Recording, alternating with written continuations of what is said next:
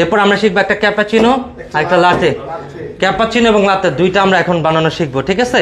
এই জন্য আমরা একসাথে ডাবল শট নিচ্ছি। একসাথে ডাবল শট নেওয়ার জন্য কি করতে হয়, অ্যাজ লাইক আমরা যেভাবে নিচ্ছি কফির ডোজ। প্রত্যেকটা কফি বানাইতে আমার কি লাগতেছে খেয়াল করছেন? কেউ কেউ বুঝতে পারতেছেন? এসপ্রেসো, এই তো কি লাগতেছে, এসপ্রেসো। এইটা ছাড়া কফি হবে না অ্যাকচুয়ালি, হ্যাঁ। আর এসপ্রেসো নিজে একটা কফি নাকি? ওকে, এই তো বুঝতেছেন। প্রত্যেকবার স্কিম শাওয়ার থেকে পানিটা সরাই নিচ্ছি, ডাইরেক্ট নিব হচ্ছে কফিটা এটার মধ্যে। এখন আমরা ক্যাপাচিনো আর লাতে এই দুইটা কফি বানাবো।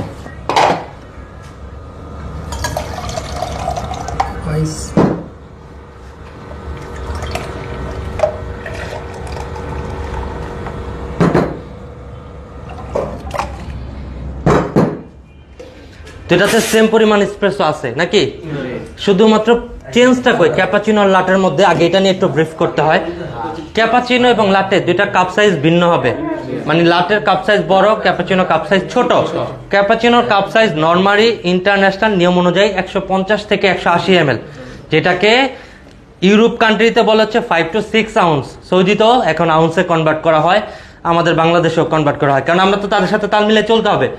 সো এটা হচ্ছে 5 to 6 আউন্সের কাপ, এটা হচ্ছে 8 to 12 আউন্স, মানে 8 থেকে 12 আউন্স।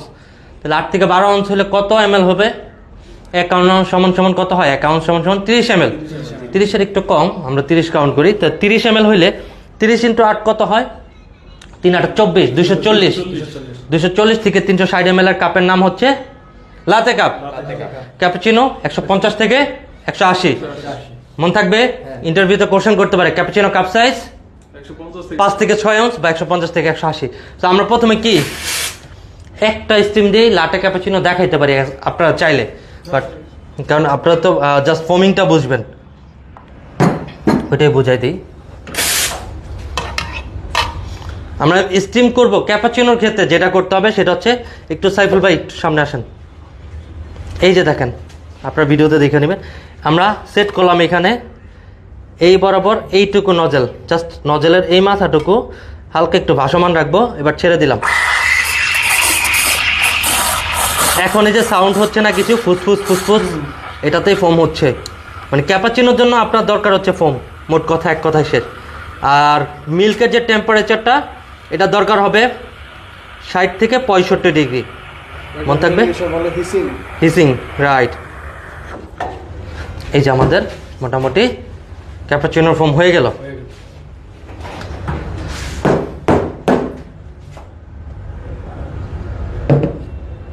মেশিনটা সুন্দর লাগতেছে ক্যামেরায়। এখন এটা চাইলে আপনি ঢালতে পারেন।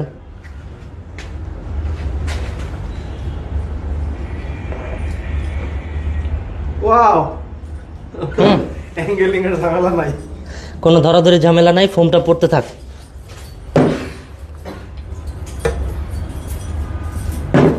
এখন লাটের জন্য কি করবেন, সেম আমি মনে করেন এটা কি, এটা লাতে একটু অ্যাঙ্গেল করে নিলে, ওটা অ্যাঙ্গেল করলে করতে পারেন, না করলে নাও করতে পারেন।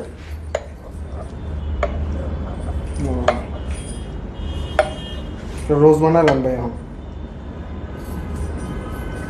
এটা হচ্ছে লাতে, হ্যাঁ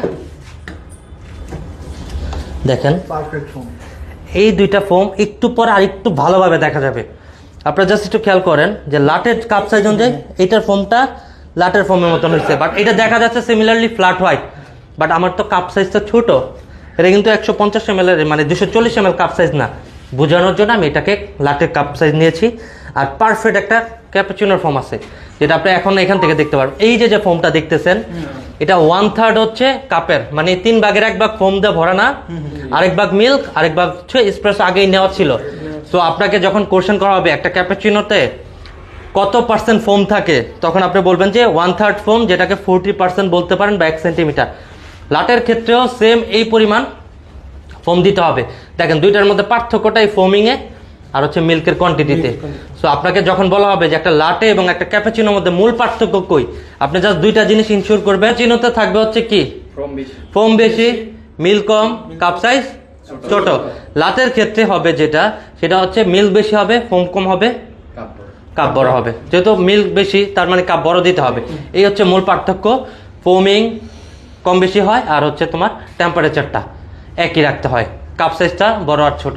তাহলে আমরা বুঝতে পারলাম ওভারঅল এক কথায় শেষ, ক্যাপাচিনোতে 3 ভাগের 1 ভাগ ফোম, 1 ভাগ মিল্ক, 1 ভাগ এসপ্রেসো। লাটেতে হচ্ছে কাপ সাইজ বড় হবে, ধরেন আপনার লাটেতে 4 ভাগ করতে হবে কাপটাকে, এর মধ্যে 1 ভাগ এসপ্রেসো, 2 ভাগ মিল্ক, 1 ভাগ ফোম। ওকে, ওকে ক্লিয়ার, শেষ।